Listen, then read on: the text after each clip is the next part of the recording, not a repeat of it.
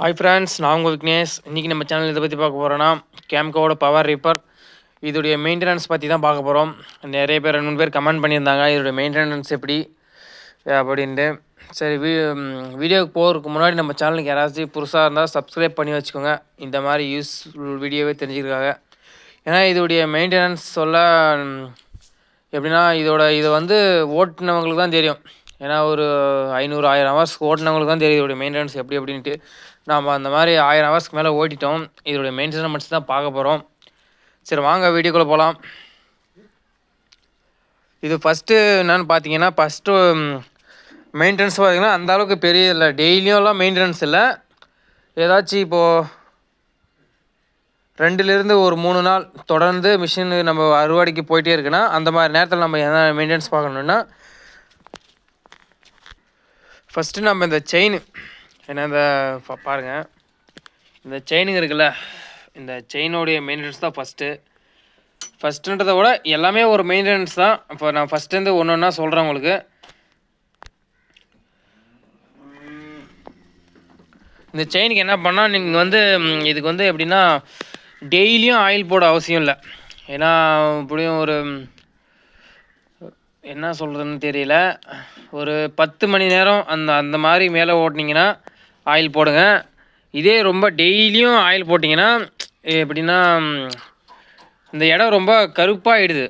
எப்படின்னா ஃபஸ்ட்டில் வந்தபோது நாங்கள் அப்படி தான் பண்ணிட்டோம்.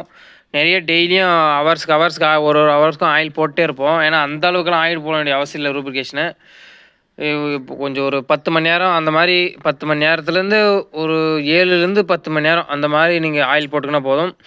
மெயினாக இந்த இந்த சின்ன செயின் இது இருக்குங்களா, இதில் வந்து மெயினாக நம்ம இது ஃபஸ்ட்டு இதை பார்த்துக்கணும். இதை நம்ம இந்த செயினில் ஏதாச்சும் இந்த செயின் விழுந்துச்சுன்னா இந்த எப்படின்னா இந்த இதில் இருந்து இருங்க,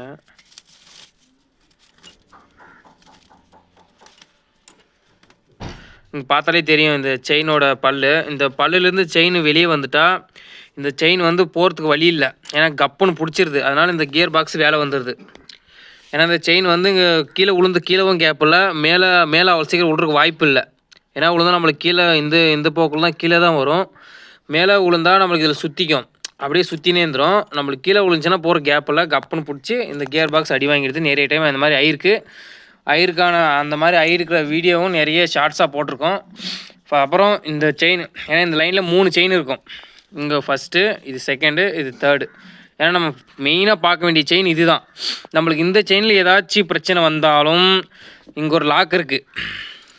இந்த இடத்துல ஒரு பின்னு இருக்குது. நம்மளுக்கு அந்த செயின் இந்த இடத்துல இந்த துணி கட்டி இருக்குது, நேராக ஒரு பின்னு இருக்குது. காட்டுங்க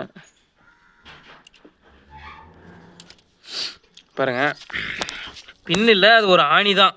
ஆணி மாதிரி இந்த இடத்துல தெரியும்னு நினைக்கிறேன். இருங்க, நல்லா காட்டுறேன்.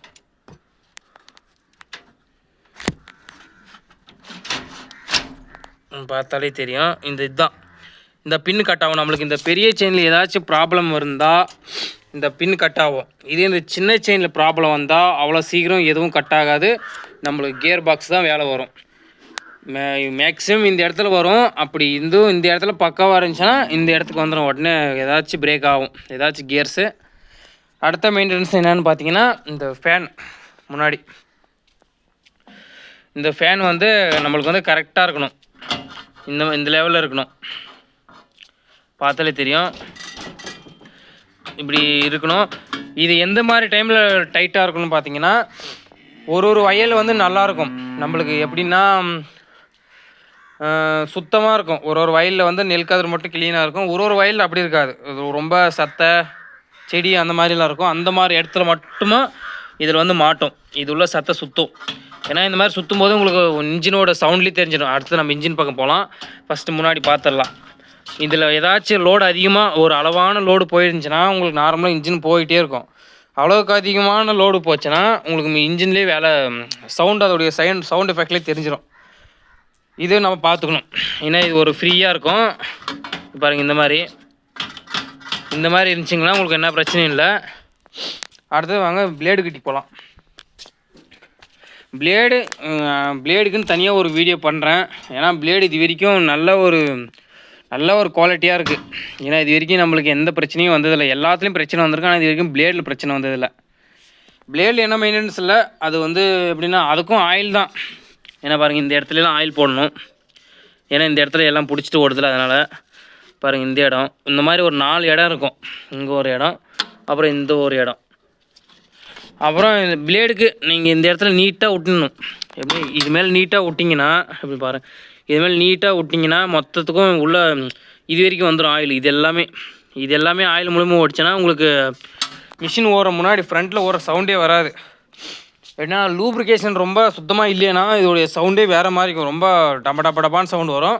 கரெக்டான லூப்ரிகேஷன் இருந்துச்சுன்னா உங்களுக்கு சவுண்ட் வர ஸ்மூத்தாக போடும். அடுத்து நம்ம வாங்க இன்ஜின் பக்கம் போகலாம். இன்ஜினில் எப்படின்னா, நீங்கள் ஃபஸ்ட்டாக மிஷின் வாங்கினீங்கன்னா அவங்களே சொல்லுவாங்க எத்தனை hours first engine oil service பண்ணணுன்ட்டு. நான் ஒரு 50 ஹவருக்கு மேலே 50 ஹவர்ஸ்க்கு 20 ஹவர்ஸ்க்கே ஒரு ஆயில் சர்வீஸ் பண்ணிட்டேன் புதுசில். அடுத்தது 50 ஹவர், அடுத்தது 70 ஹவர்னு போயிட்டேன். இப்போ அப்படியே 70 ஹவர்ஸ்க்கு போயிருக்கு. 70 ஹவர்ஸ்னால் ஆயில் சேஞ்ச் ஆகிடும். ஆயில் சேஞ்ச் பண்ணணும். ஏன்னா இது 1/2 லிட்டர் தான், 450 ml-இருந்து 500 ml.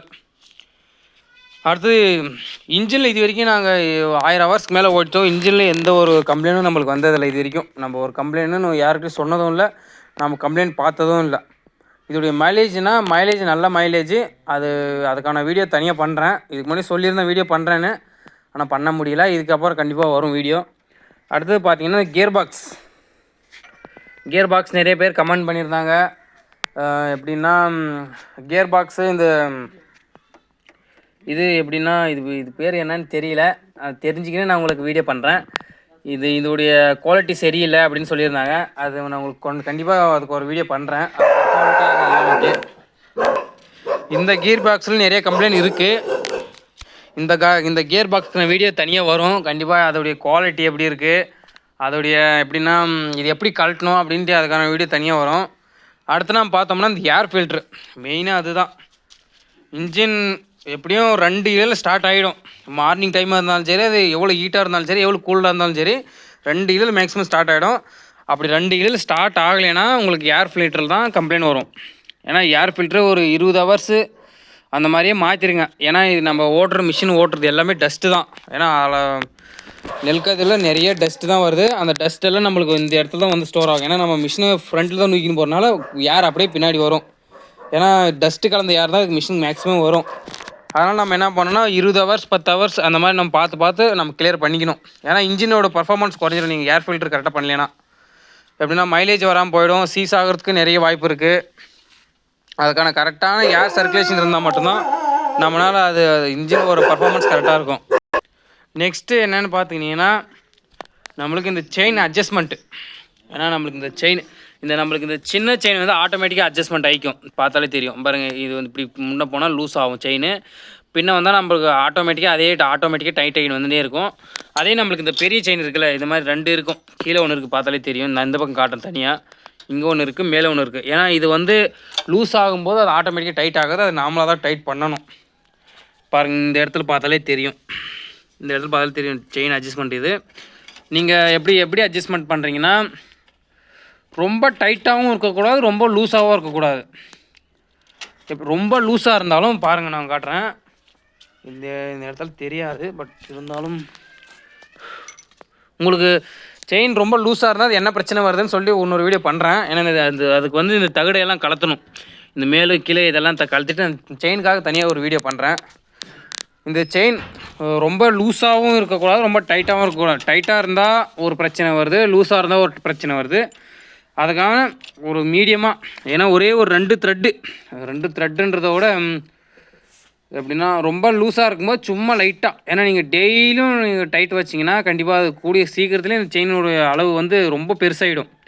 பெருசாகும் போது உங்களுக்கு இந்த எண்டு முடிஞ்சிடும். பார்த்தாலும் இன்னும் ஒரு 3 மாதிரி தான் இருக்குது. இந்த எண்டு முடிஞ்சிச்சுன்னா நம்ம நெக்ஸ்ட் இந்த செயினை தான் மாற்றணும். ஏன்னா இதுலேருந்து பல்ல எடுக்க முடியாது. பல்ல எடுக்கணும்னா நம்மளுக்கு இந்த இடத்துலேருந்து இந்த இடக்கும் வெளியே எடுக்கணும். ஏன்னா இதோடு தான் நம்ம ஜாயின் பண்ணணும். இந்த இடத்த வந்து இதோடு ஜாயின் பண்ணணும். ஒரு இதே எடுக்க மாதிரி இருக்கும். அதனால் நம்மளுக்கு அந்த அட்ஜஸ்ட்மெண்ட் பத்தாது. இந்த அளவுக்கு நம்ம எடுத்தோம்னா இந்த அட்ஜஸ்ட்மெண்ட் உள்ளே வரணும், ஆனால் அதில் வராது. நம்ம புது செயினை தான் மாற்றி ஆகணும். கண்டிப்பாக இந்த செயினோட இது முடிகிற பேட்டுக்கு, இதோட ஆயில் முடிகிற பேட்டுக்கு நம்ம அதுக்கு இந்த செயினுக்கான முதலீடு எடுத்துடலாம்.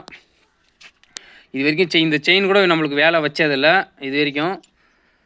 அடுத்து பார்த்தீங்கன்னா இதோட ஏர், வீலோட ஏர். இதில் ஏரே இல்லைன்னா கூட நம்மளுக்கு கரெக்டான பர்ஃபார்மன்ஸ் கிடைக்கும். இருந்தாலே நம்மளுக்கு வந்து ஒரு ஏர் கொஞ்சம் செக் பண்ணிக்கணும் அப்பப்போ.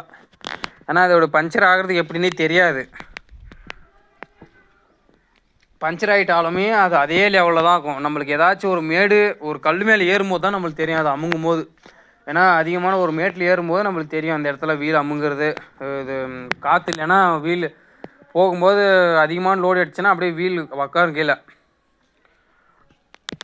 இன்னும் ஏதாச்சும் உங்களுக்கு டவுட் இருந்தால் கண்டிப்பாக கமெண்ட் பண்ணுங்கள். அதுக்கான வீடியோ கண்டிப்பாக பண்ணிடலாம். இல்லை உங்களுக்கு ஏதாச்சும் டவுட்டு நம்ம மூலியம் பேசணும்னு நினச்சிங்கனாலும் நம்பர் இருக்குது, யூடியூப் சேனல் நம்பர் இருக்குது, நம்பருக்கு கால் பண்ணுங்கள். நிறைய பேர் கால் பண்ணி டவுட் கேட்குறாங்க. சரி, ஓகே ஃப்ரெண்ட்ஸ், அடுத்த ஒரு நல்ல வீடியோவில் பார்க்கலாம். தேங்க்யூ. நெக்ஸ்ட் வீடியோ என்னென்னு பார்த்தீங்கன்னா இது இன்ஜின் பர்ஃபார்மன்ஸ் வீடியோ தான். இன்ஜின் பர்ஃபார்மன்ஸ் வீடியோ, இந்த செயின் அட்ஜஸ்ட்மெண்ட்டு, இந்த செயின் எப்படி அட்ஜஸ்ட்மெண்ட் பண்ணுறது, அடுத்தது இந்த செயின் ரொம்ப லூஸாக இருந்தால் என்னென்ன ஆகுது அப்படின்னு சொல்லிட்டு அடுத்த வீடியோவில் பார்க்கலாம். நெக்ஸ்ட்டு லாஸ்ட்டாக ஒன்று மறந்துட்டேன். மெயினாக இந்த கம்பி மாதிரி இருக்குல்ல, இது வந்து upper rod lower rod guideline, upper guideline rod, lower guideline rod. இது வந்து நம்மளுக்கு இல்லைன்னா நம்மளுக்கு தாள் வந்து இந்த இடத்துல அடுக்காக உழாது. ஏன்னா இது நானும் ஃபஸ்ட்டில் இதை கண்டுக்காமல் விட்டுட்டு நிறைய பிரச்சனையை பார்த்துட்டேன். ஏன்னா இந்த கம்பியை பார்க்காம விட்டு நிறைய பிரச்சனை வந்துருச்சு. ஏன்னா தாள் நம்மளுக்கு அப்படி வந்து விழுறது அப்படியே அடுக்காக உழாது. நம்மளுக்கு வந்து இந்த கம்பி கரெக்டாக இருந்துச்சுன்னா, இந்த கம்பிகள் கரெக்டாக இருந்துச்சுன்னா நீட்டாக எல்லாமே நம்மளுக்கு விழுற வந்து தாள் வந்து லைனாக விழும், அப்படியே ஸ்கேலில் கோடு போகிற மாதிரி வரும். இதே நம்மளுக்கு இதில் இந்த மெயினாக இந்த எண்டில் வந்து இந்த கம்பி இல்லையானா உனக்கு தாள் வந்து அப்படியே கோணையாக விழுந்துடும், முன்ன பின்னான்னு விழும். சரி, ஓகே ஃப்ரெண்ட்ஸ், அடுத்த வீடியோவில் பார்க்கலாம். தேங்க்யூ.